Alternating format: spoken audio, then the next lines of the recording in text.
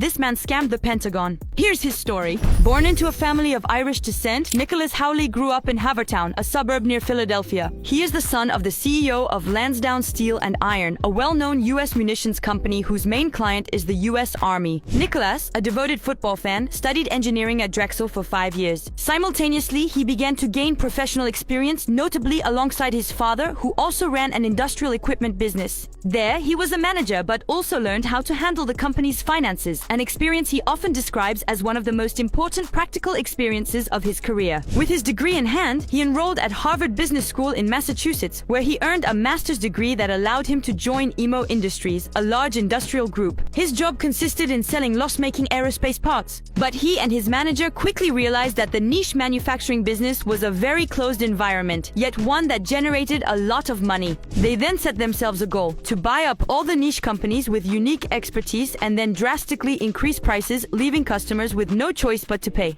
It's a mafia-like and aggressive strategy, but completely legal. This is how, in 1993, the company TransDigm was born, whose main activity was manufacturing aircraft parts such as batteries, valves, and fuel pipes. In 30 years, the company bought nearly 90 companies, but not just any companies. It focused on companies making patented small equipment with no rivals in aerospace parts manufacturing. As a result, TransDigm found itself alone in the market with zero competition and became an empire. And it's no coincidence that the two investors entered the aerospace market. It is a highly regulated sector that requires a great deal of expertise. The patented products that TransDigm produces cannot be reproduced or copied, so its customers have no choice but to pay. But it's because of this monopolistic system, which seems like a scam, that the company is very poorly perceived by airlines, which compensate for these overpriced purchases by increasing their ticket prices. Though its efficient business had elevated it to power for years, things shifted in 2019 when the Pentagon scrutinized its spending. Experts discovered that TransDigm had increased its margins by 4,400% on certain products. Even more shocking, some parts, such as a cover that cost $800 to manufacture, were sold for $12,000, with the American taxpayer ultimately footing the bill. The investigation's findings were clear. TransDigm engaged in price gouging and must pay $36 million to the Pentagon and the US government. But that's not much compared to the $7 billion